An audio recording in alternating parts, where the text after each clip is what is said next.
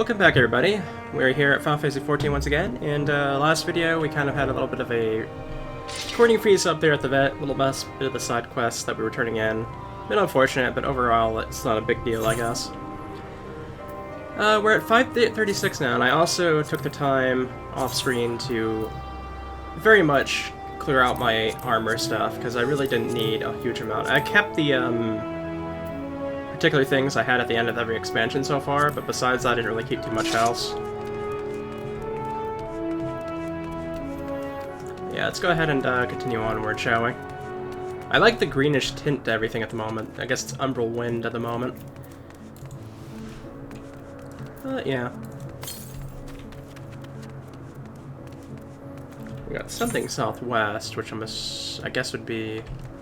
I don't know, would we be able to reach this? I'm not sure, to be honest. I'm assuming kind of not. Well, let's go ahead and head over here and see what we can perhaps uncover. I'm assuming we're probably going to be heading off this way anyways, because there's not really any other way for us to go, it doesn't seem like. So yeah, let's maybe just go ahead and grab the quest first.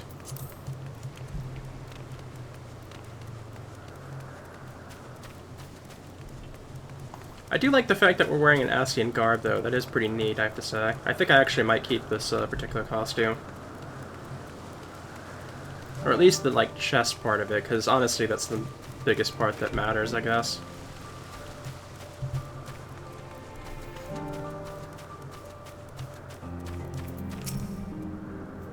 This here's a new species of Pedalorda we recently set loose.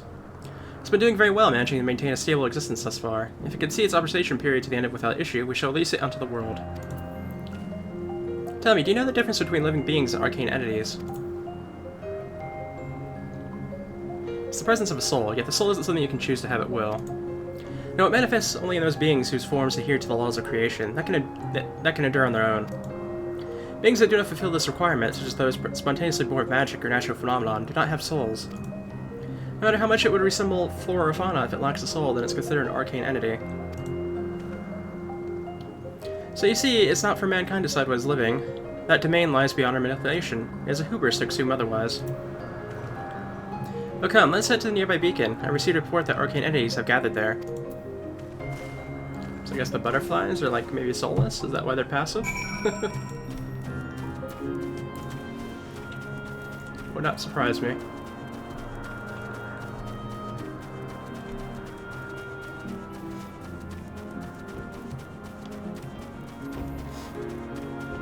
Looks like we're heading off this way. I guess that makes sense, because we explored over here before, but we didn't actually really do anything over here besides a side quest. Guess we're heading to this pillar? Yeah, it's a lighthouse, I think they said.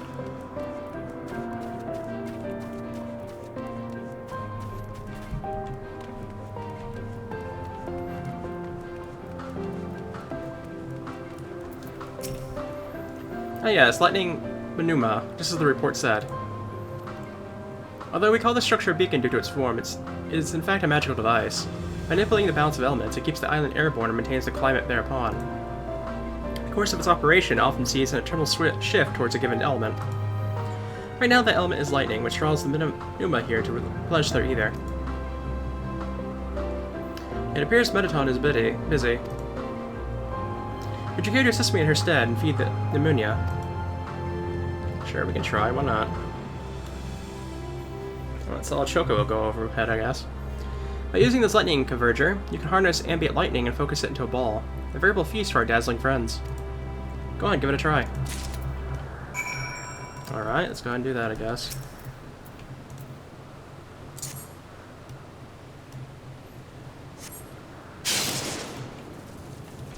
There we go, and then we'll just go ahead and make another one right over here.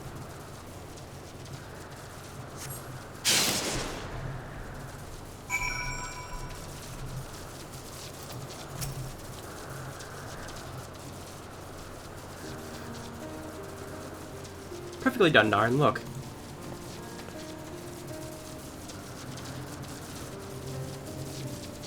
See how they gather to feed, how they express themselves through their actions despite their lack of words. Speech is not the sole-defining characteristic of a thinking, feeling creature, nor is silence an indication that they do not possess these qualities. Be it a soulless arcane entity such as the ammonia, or inferior life forms such as the Ptothea, all seek to perpetuate their existence to survive. Is Meteion a living being?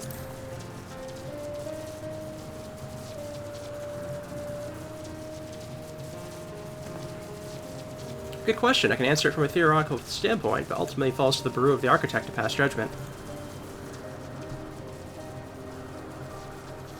Those of exceptional vision, such as Hythodius, might be able to ascertain her true nature. But to me it doesn't matter. She's herself, and that's all I need to know.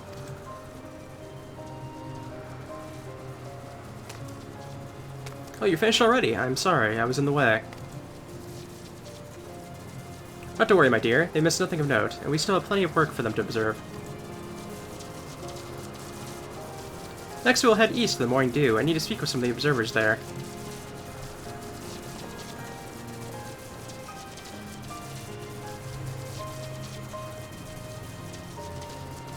So we are kind of on our sightseeing tour at the moment. I guess we're heading over here to this platform over here. I think we got an ether current from here earlier.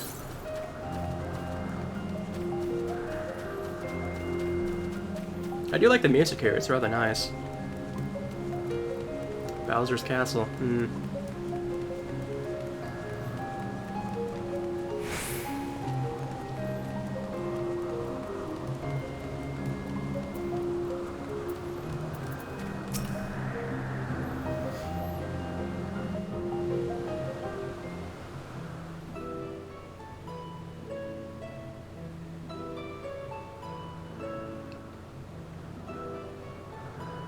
Amazing, is it not? The Ampelos, one of our newest subjects.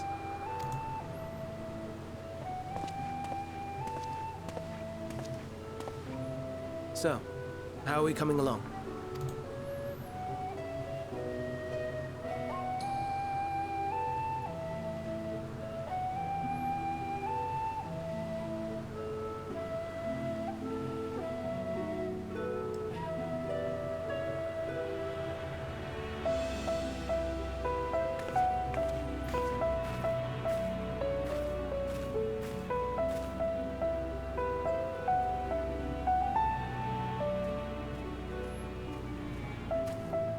This place is Elpis. Those flowers. Elpis. Entelekis. Like me.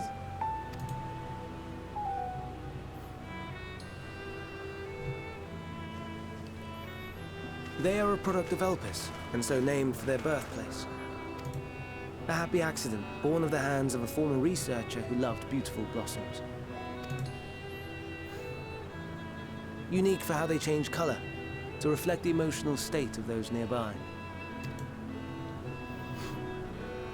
Though be it here or elsewhere, they are seldom seen in any hue save purest white. Reflect the emotional state, you say? By what means do they achieve this? In creation, there exists an energy wholly apart from ether, one driven by emotions. In like manner to how we manipulate ether, this flower is subject to the influence of said energy.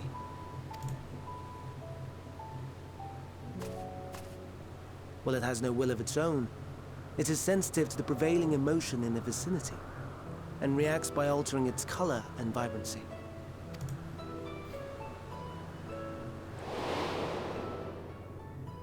Akasha? It is one of the unseen energies defined by Harnish alchemical theory. Though a gross oversimplification, some describe it as an essence influenced by feeling.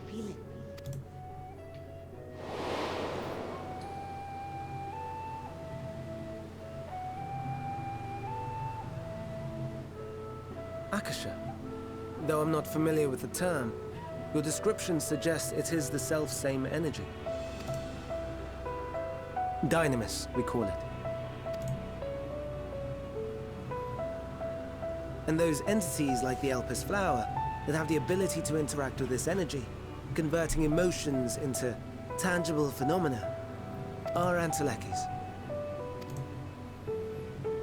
That's me!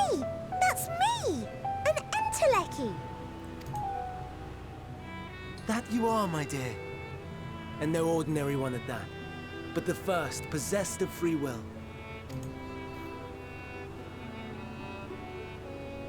Wait. A form of energy other than ether? Dynamis? I've never heard of such a thing. Hardly surprising. Dynamis cannot be seen, much less felt. And though its existence has long been theorized, we had no proof until the flower's serendipitous creation. What's more, Dynamis is far weaker than ether. Under normal circumstances, its effects are drowned out by the latter, on account of which, beings comprised of and reliant upon the ether, like you and I, are unable to make practical use of Dynamis. 'Tis a truly esoteric thing, known to but a select few scholars. Intriguing. Then, given the limitations you described, why create Meteion?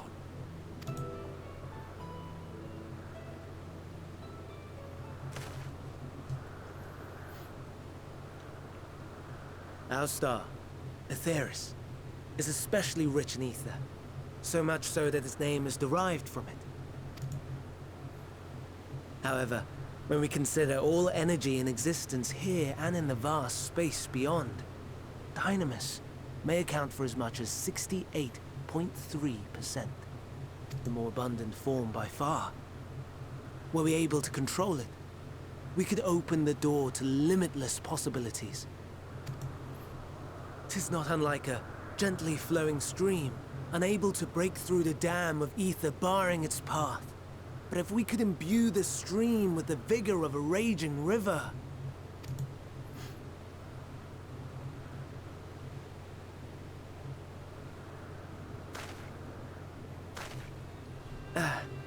Not that I have such grand ambitions.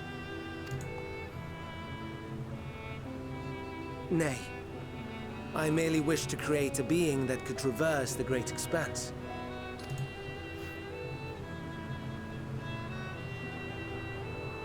The relative scarcity of ether beyond the bounds of this star was a concern. And so, I looked to another source of energy by necessity.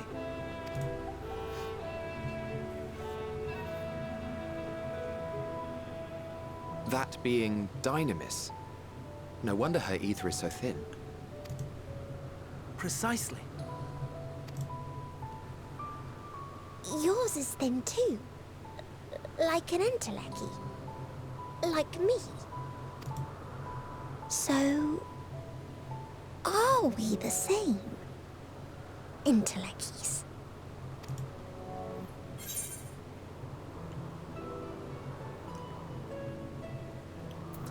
Well, I had been known to transcend my limits of nothing but determination.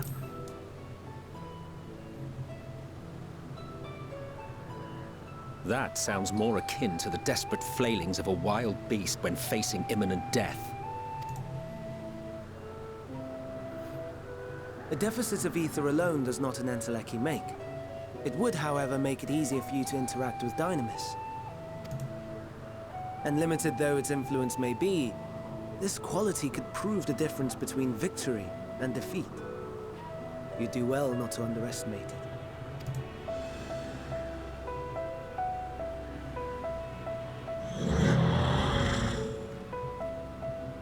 Oh dear, I'd forgotten about the poor fellow. You must excuse me a moment while I go and verify a few more things.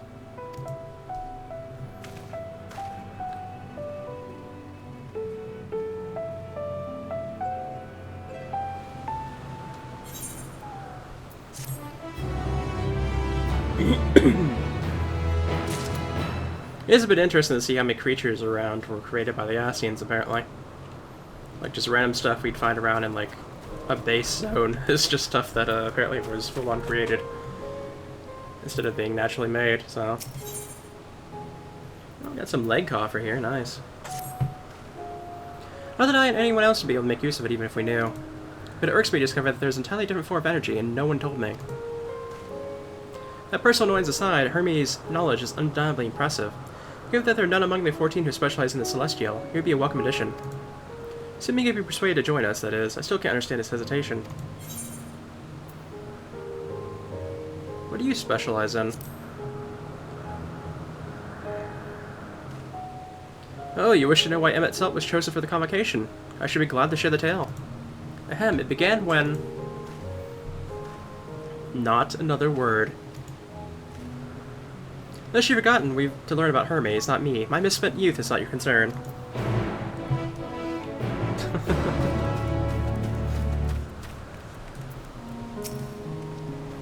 My apologies for the wait. I've inspected the Empulos to my satisfaction. Well as well with the creature, and I dare say it won't be long ere it is released onto the world. Another creation, however, reportedly isn't faring so well. The Charbius. That is what we shall tend to next. If you follow me, my friends, we shall return to the main isle and head north. Alrighty.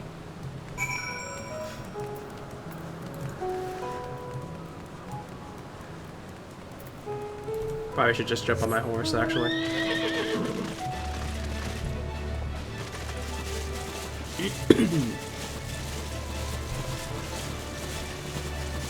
Very far north this time, I believe.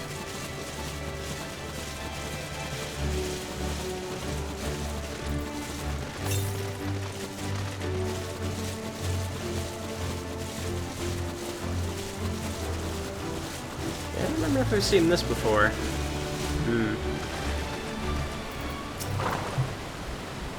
Maybe I don't just remember, I don't know.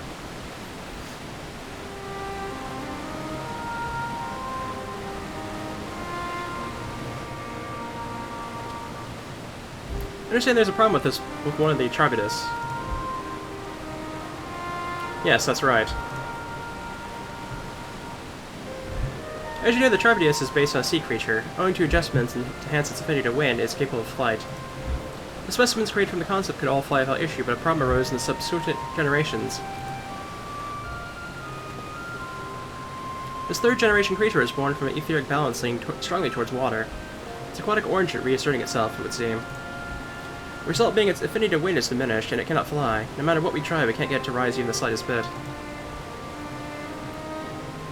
For such change to manifest in such few generations, I fear they are too unstable and flawed. With your permission, I would avert the creatures, and would recommend to the Bureau that the concept be revised.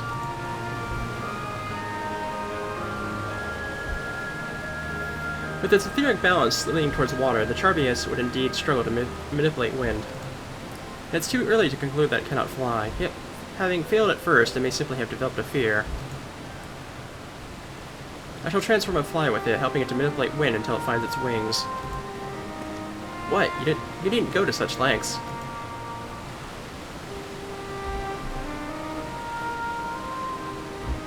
You don't know, but of course not. Transformation is an art in which one manipulates a vast quantity of ether to construct another body around oneself. In practice, this allows one to assume any conceivable form and thereby transcend the limits of one's flesh. Yet convenient though it may be, transforming in the presence of others is considered vainglorious in the extreme, as uncommon and unseemly as running about robless, shameful. I understand you make a habit of this. Nothing of the sort, it's just that when transformed I can will the wind and fly. It may seem excessive, but what is our shame next to the lives of these creatures? They deserve a chance, and we owe it to them to do it all in our power. Be that as it may...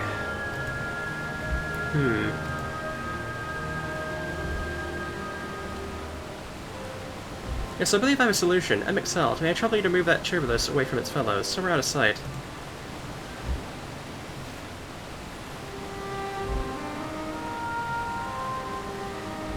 Meanwhile, I'd like the rest of you to help me prepare here.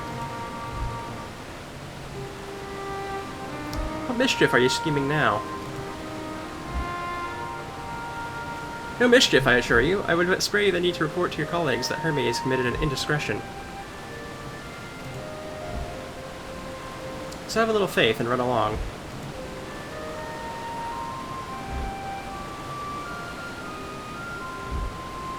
I trust you don't mind.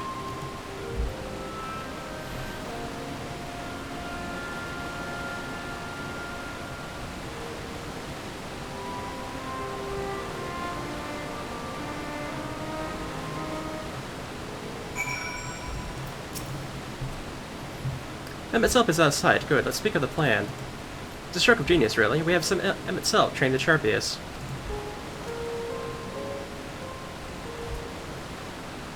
Aside from being able to fly untransformed, he can rarely see either currents. With his adept spellcraft, he can also employ suitable wind magics to guide the creature along. While he is indeed capable of all you described, it is not his duty. I am loath to trouble him with it. It will be, as I mentioned, it would also be for his own sake. With that settled, let's begin at once. Alright, when you go to XIV, tell him you have a favor to ask. He will be disinclined to cooperate at first, but you mustn't be discouraged. With our friend, the trick is to be unflaggingly persistent. Off you go now, and good luck. Alright, I guess we have to go ask him a favor, but we don't know what the favor is.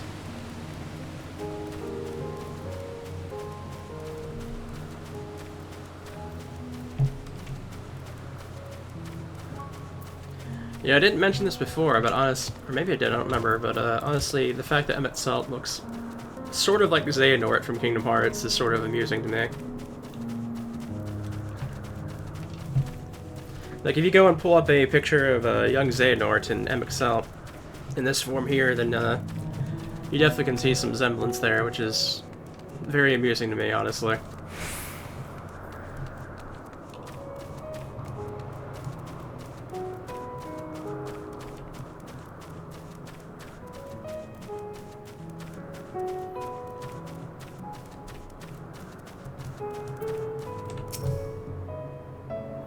Well, your preparation for the scheme, then, is clearly not a scheme complete.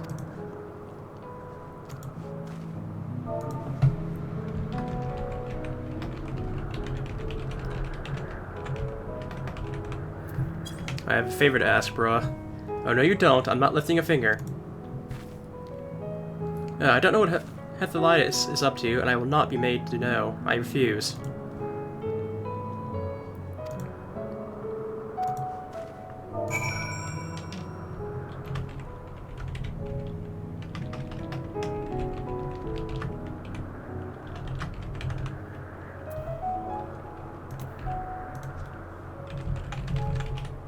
Please, Emmet Selk, be a bro.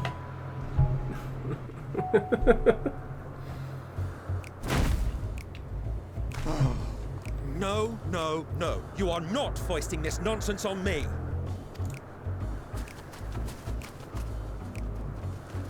I'm given to understand you have the power to help the Charybdis, and should be quite willing to do so.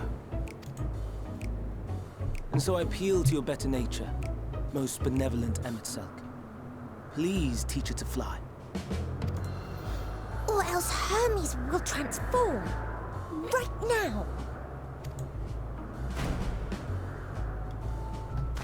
Now, there's no need to go quite that far. Altruism is its own reward, as I'm sure he would agree. Oh, would he now? And who contrived to put me in this position, pray tell? Nothing so devious. I merely suggested a possible course of action.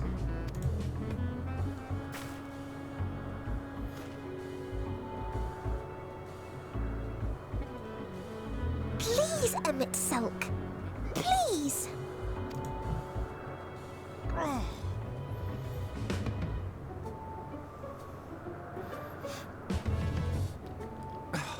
I did not come all this way to play nursemaid to your creations. I'd thank you to remember this favor and let it be the last.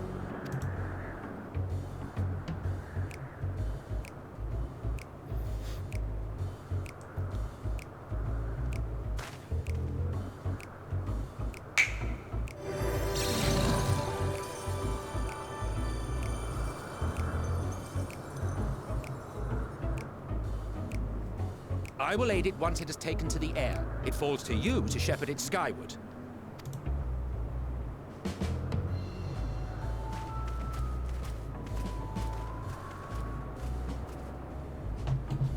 Well, let's relax and enjoy the spectacle, shall we?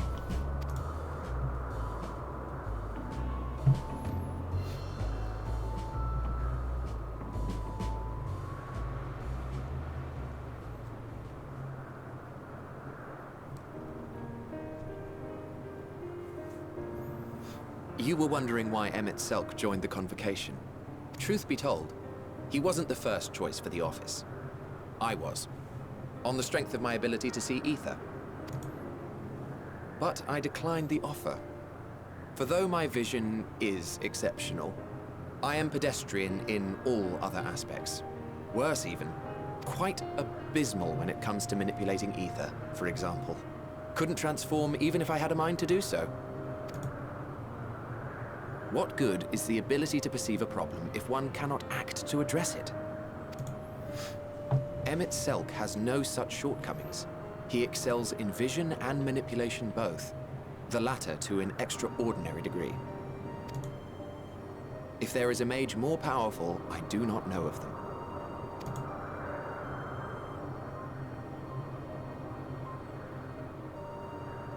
Thus did I recommend him for the office in my stead. And I wasn't the only one. Far from it. Countless others vouched for his skill and character. People the world over, to whom he had previously lent a helping hand. Oh, how surprised he was. Claimed he hadn't done anything remarkable for anyone. Modest to a fault. He deserved every bit of acclaim he received. Yet he may well have gone unappreciated were it not for a mutual friend. A singular soul who can't help but involve herself in the business of others. Where she walks, excitement is certain to follow. Her antics irritate Emmett Selk to no end. But much of his grumbling stems from genuine concern. When our friend calls, he never fails to answer and lend his talents.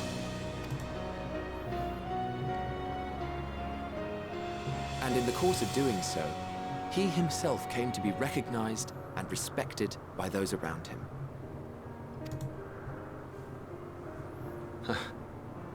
They are truly remarkable individuals, and I'm proud to call them friends.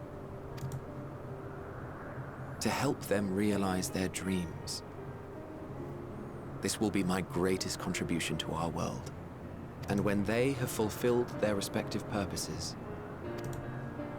so too shall I have fulfilled mine, and together we may return to the star. Look at me, spilling my innermost secrets.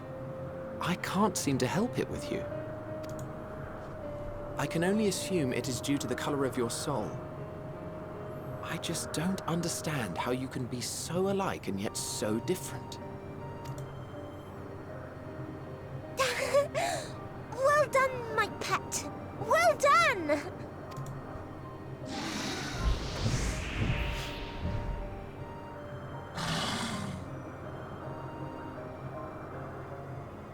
Ah, yes.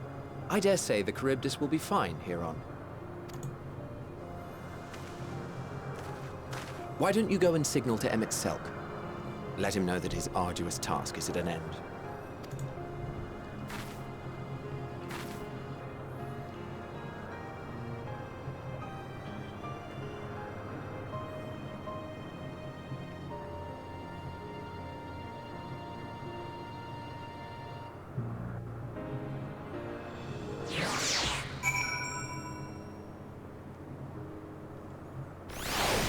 All right.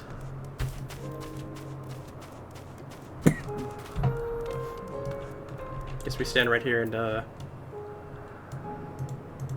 wave to him. I guess we don't have to click on him, so.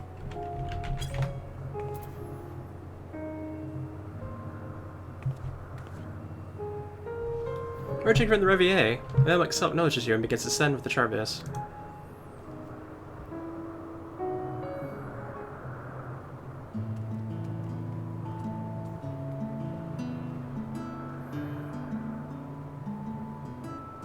I have no words to express my gratitude. Thanks to you, the Charybdis has learned to fly.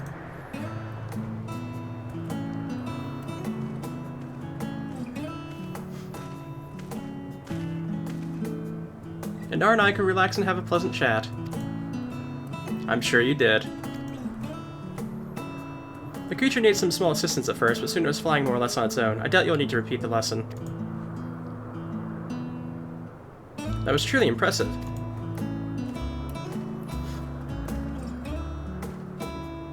I witnessed it all from far. The Charybdis flies. Indeed, with this we've proven that even a creature of skewed etheric balance is capable of flight. Though we helped it to achieve this, this Charbius is a herd animal. They may well aid their struggling kin in the fashion if and when the need rises.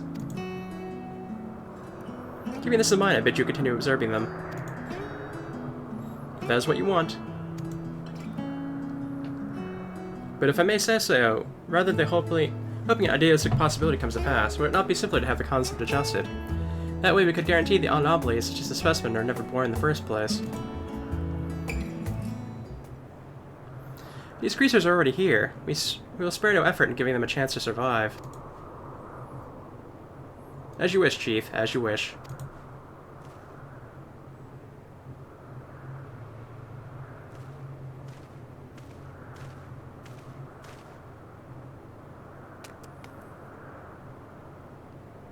Hermes.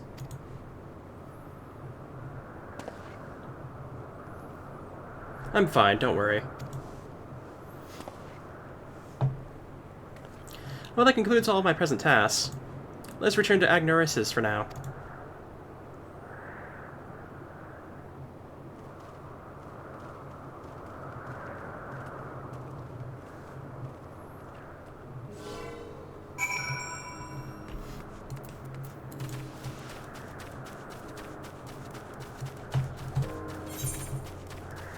So they're not really giving us a chance to really move around too much yet.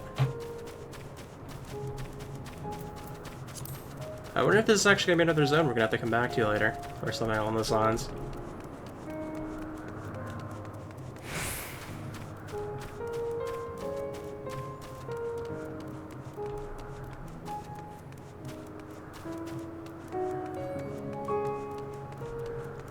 We could have taken one of those flowers over here too. We could have gotten another one. I wonder if we still will.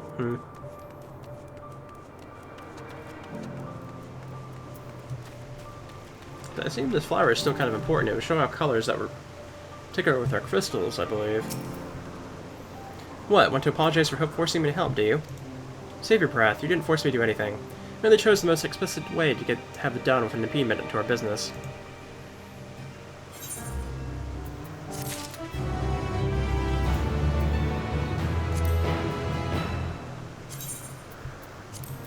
And put our legs.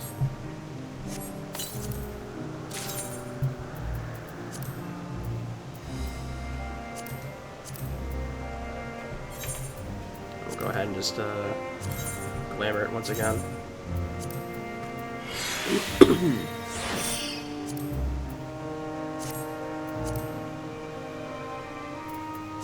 I think I may have accidentally thrown out the feet, but I could probably get them back, I assume, if I really wanted them.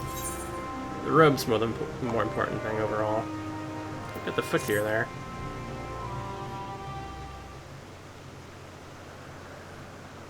Tell me, Narn, in the course of watching me, have you learned aught of value?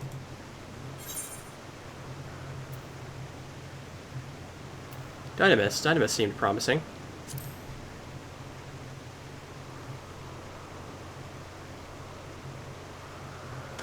Dynamis, you say? Curious that such an obscure phenomenon should be of interest to you.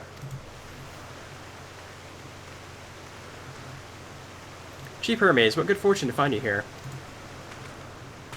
Is something the matter? The Icheon, I'm afraid it's done it again. No sooner did we release one for observation that set upon the nearby Okapedes, slaughtering them. Was the creature hungry or somehow provoked? I just fed them myself, and the Okapedes were keeping a wide berth. It is the nature of the Icheon that is to blame, their innate viciousness. Temperament aside, it's an outstanding creation, perfect in form and function. Though it may not be suited for release, I have no doubt the Burrow would accept its concept for preservation. In any case, there's no point pursuing the inevitable. Doors will revert them all once the paperwork is in order. Where's the scene of the incident?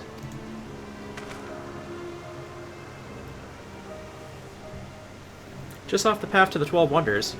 As you make your way, you should see it to the left. I don't know if Doris is still there, however.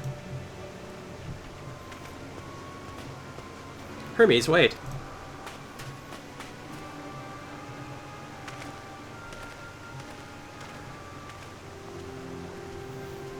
If this is part of his work that I would observe, we follow.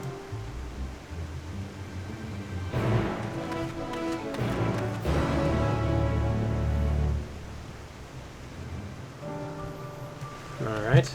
Do I have more of the quests here, I'm wondering? Kinda seems like I might have more here now.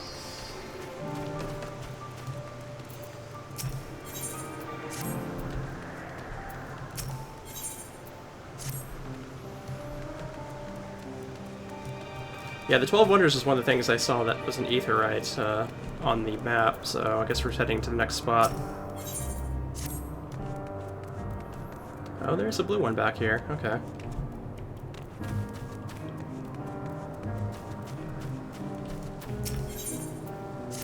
I'm not seeing any for equipment, though we did get quite a bit of the equipment already.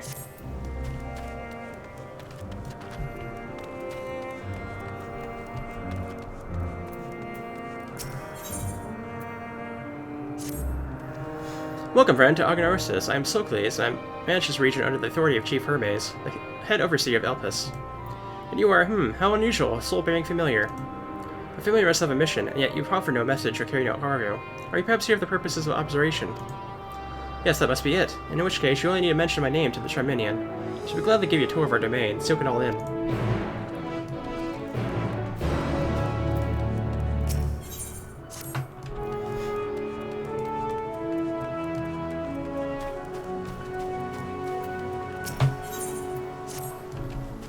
I think maybe they're not going to give me any more at the moment. I'm not actually sure what I'm still missing from that.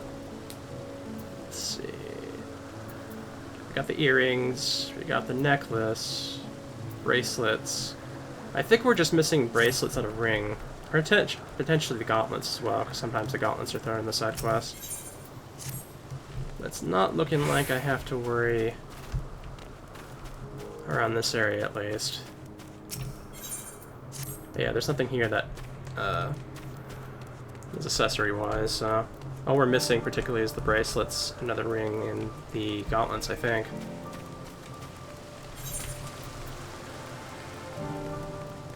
Yeah, we know we get the feet soon. We actually don't have a helmet yet, but the helmet usually comes with the main story quest, so I'm not worried about that. Yes, Ahem, yes. What can I do for you? Darn, is it? And the Overseer Locus wishes me to act as your guide. Oh. Oh no, I didn't mean it like that. I would be more than happy to show you around. I'm simply wondering why the Overseer chose to send you to me, of all people. I haven't been here long myself, truth be told. Until quite recently, I was wholly engaged in a prolonged research project at the Academia Ander. Surely there are other more experienced individuals who could provide a more comprehensive... This grumbling is hardly constructive now, is it? This task was given to me, and I'll attempt to cover the most salient features of our facilities to the best of my abilities. After all, it is not every day that one is asked to indulge the curiosity of such a rare and fascinating visitor. We can commence this tour at the very moment, if you like. Then let's begin. You know, rather than let me lecture you as you walk around, I think observing firsthand what we do here in Agnorosis will prove more beneficial. I'll point you in the right direction, and you can question my colleagues to your heart's content. Once we complete a circuit, we can return and speak to Overseer Socles. Alright, so she's accompanying me. Let's go ahead and speak with people, I guess.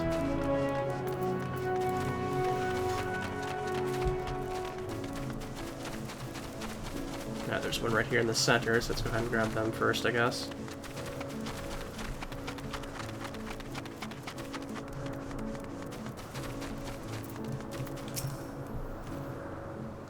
What do we have here? A familiar of some kind, judging by the ethereal structure.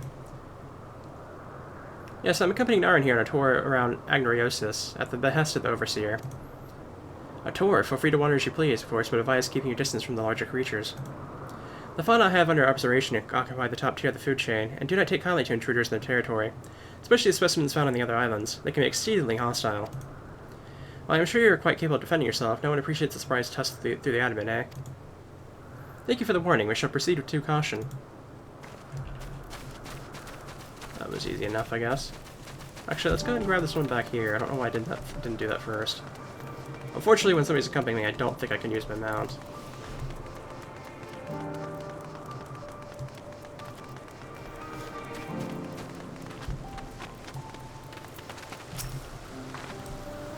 Tremelian, and oh, who's your friend?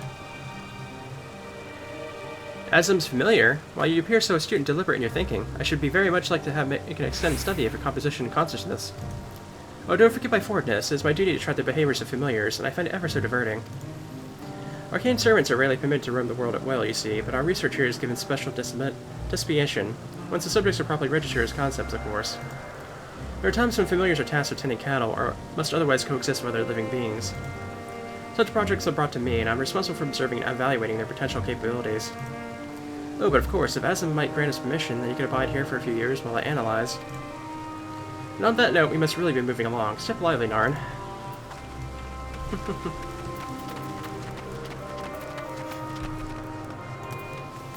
I'm actually not sure. Is this the first, the one I have for here? Yeah, it is. Okay. I think this is the only area that has quests, right? Yep. Okay.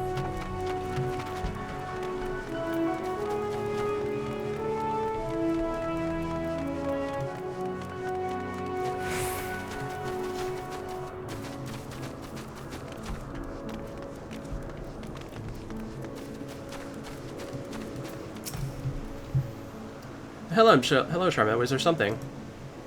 The overseer asked that I give this familiar a tour of the grounds, and I thought the best way to do that was to show her what we do here firsthand. I see. Well, as my work is rather difficult to demonstrate, I hope a brief explanation will suffice. My creations are many and varied, but I mainly preside over the plant life. When it comes to watching certain grasses grow, one must be prepared to observe over the course of the several years, and in the case of trees, sometimes decades. Tedious, perhaps, but yes, necessary. Plants are capable of altering an entire habitat, and their presence as a food source has an enormous influence on the local wildlife. Was that the sort of thing you wished to know? Yes, that was perfect, thank you. I think we covered the main areas of interest. All that's left now is to speak of Overseer Sokolis. Alrighty.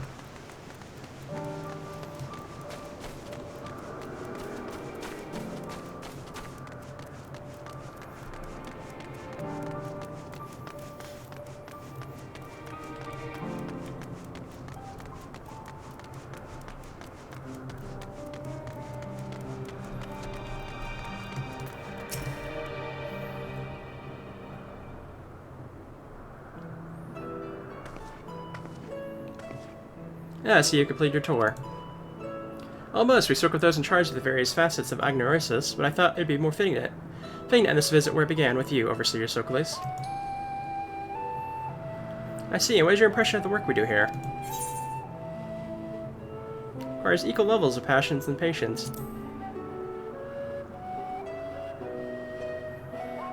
I'm glad we could help you further your worldly education. I'm glad to see you enjoyed the experience. At least I hope you did. You're truly a masterpiece of creation. Only a soul-bearing familiar could demonstrate such robust cognitive faculties. Were you perhaps not designed to inspire others? I feel something special has been woven into your aura. You have an intriguing presence, to say the least. Please stay a while and share more of your thoughts with us. Yes, I second this invitation. In all the long years I've resided here, never have I encountered such a unique entity, and one of XIV's no less.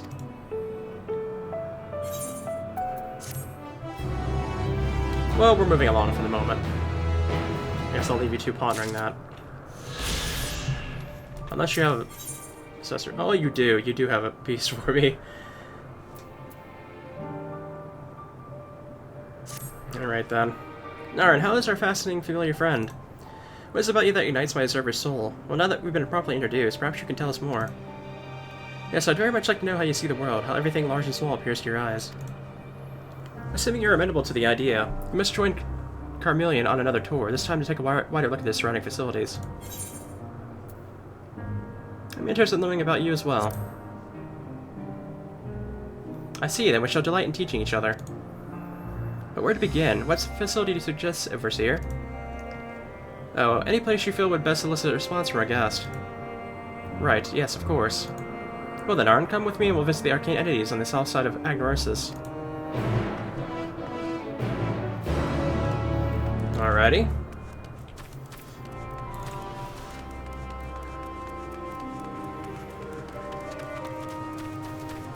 Yeah, at this point they would have to either have the gauntlets or the ring for me to continue along this afterwards. We have yet to register an official name for this specimen, so we simply call it the Bird of Elpis. What is your first thought about beholding this majestic creature?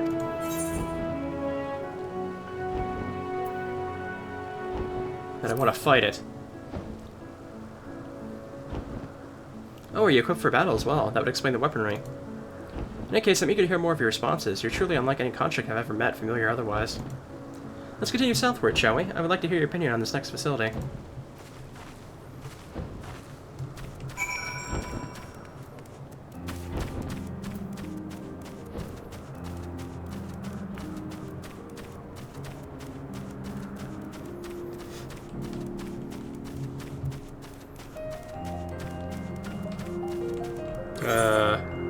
Okay.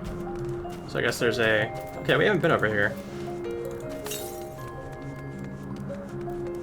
Okay, there's nothing over here, at least, either current-wise, so... I don't think we've been on the south one before, have we? Or maybe we have, I don't know. Oh, that's the way leading out, okay. So that explains that, at least.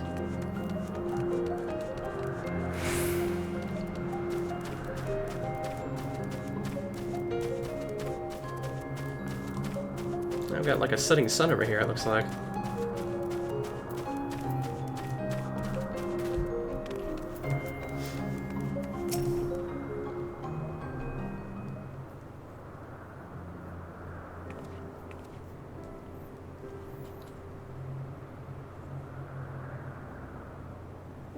The structure over yonder houses some of our more unorthodox researchers. Rather than weave creation magics, they breed existing specimens in the hopes of begetting new strains and species.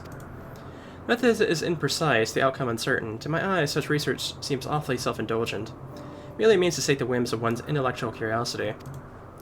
Our purpose in life is to improve, Aetherius. In my opinion, we should steer clear of techniques that which produce flawed results.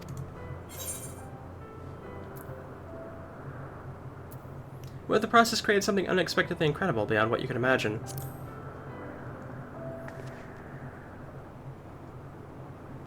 A serpentity's discovery. I suppose it is possible. Thank you. I had thought to broaden your horizons, and here I am realizing how narrow my own views can be. Hardly a desirable quality in an observer. Time for a spot of rest and reflection, I say. Shall we move on to the morning dew? It's favored by many an observer for its calming tranquility.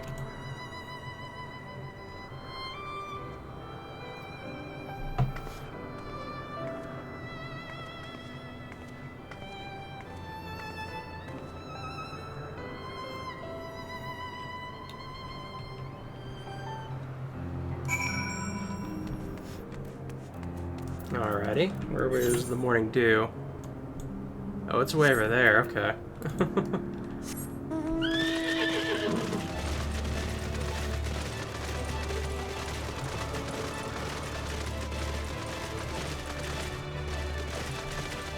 But it looks like they had a request is right over there, so...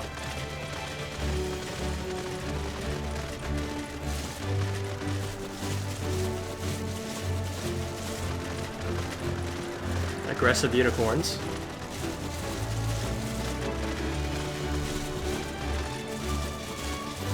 So at this point we won't have to worry too much about finding side quests of armor pieces at least, or accessory pieces.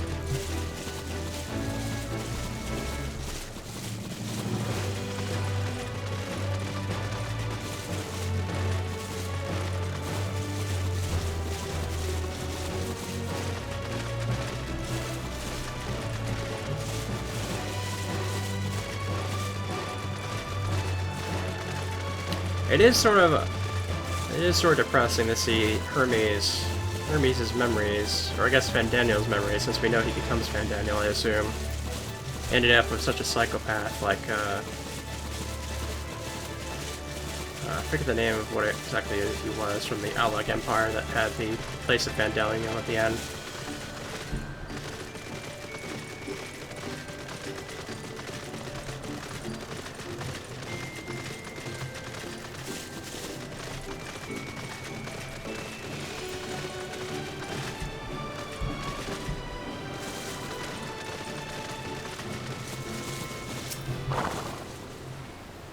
Welcome to our garden respite. We can explore more of it later, but first, I want to hear more of what you think, people of us.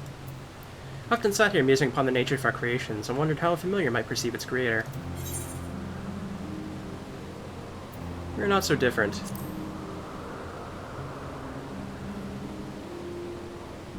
Perhaps that's true. You do seem far closer to us in nature than most of our other familiars.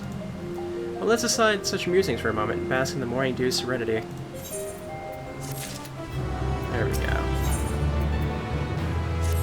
Okay. We're done here.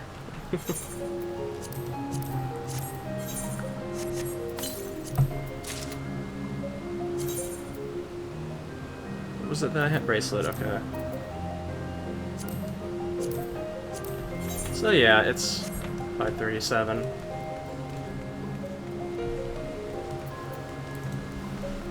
Honestly, I'm kind of thinking of myself that I'm probably going to go through a lot of the older zones and kind of pick up side quests and get experience that way for like when I start a new class from the beginning. Because there's going to be a lot of side quests just kind of left over everywhere. That could be at least a bit of sources of experience for me, I assume. Like maybe not in Thoughtalon where I started out Udal, but the other two zones definitely have a lot of very low level side quests about, stuff like that. At least you kind of have to get there to level 15 where you can start picking up dungeons at that point, because once you have dungeons in play you get experience a lot faster that way, but until then it's kind of like...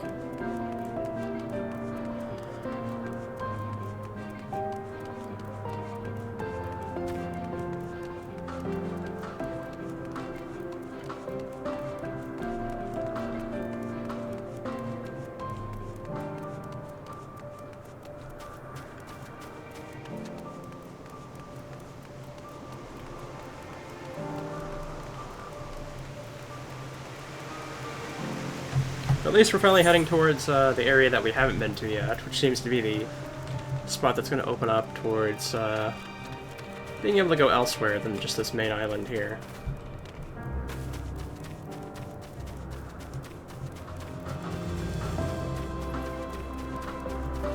So as I said before, Aetheryte, there's an Aetheryte called the 12 Wonders, and they did mention the 12 Wonders, so... Uh-oh. We're being attacked by a giant bird. Isn't this the birds that were slaughtered? Why are they attacking?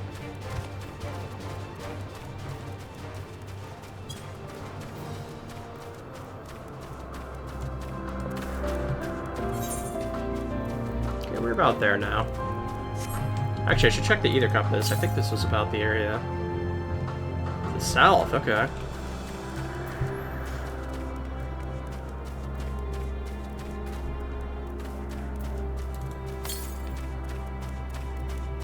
Yeah, I think it's gonna be like right in the edge.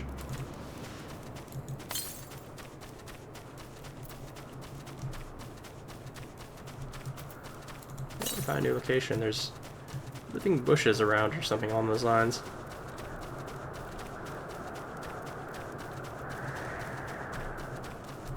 Where is it? Should be very close now. Should be very close now. Where is it? There it is. Okay.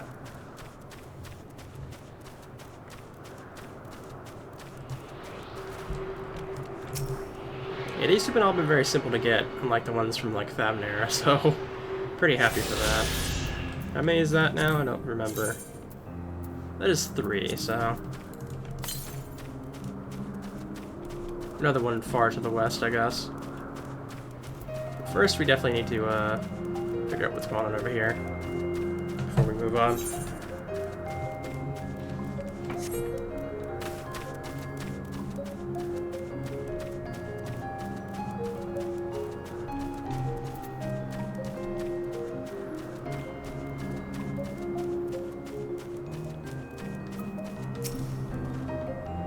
Lacerations and burns are unmistakable, and Ikeon was indeed responsible.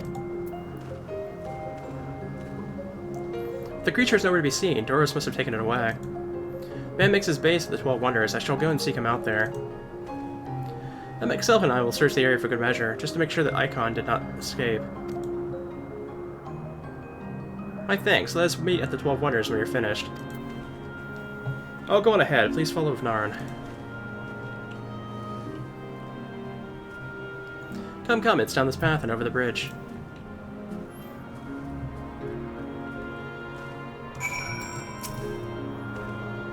The Okrapeti is no easy prey. With its hoops and horns, it was designed to be formidable even on land. Yet they didn't stand a chance against the Ikeon. Fearsome beast is Ikeon, but where is it now? Good question. If we head this way, I think we'll find another Edicorn before long, so pretty happy about that.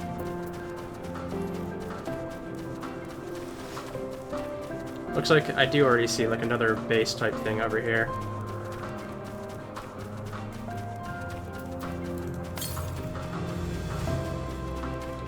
Oh, it's southwest, but we are kind of heading southwest, so it doesn't really matter. This will be number 4. So slowly but surely we're finding him. And I guess the next one's gonna be due north because there's an ether right up there too. Oh yeah. I already see the ether current.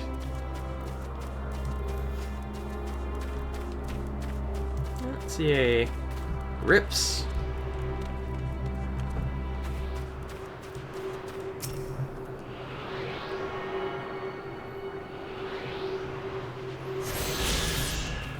There we go.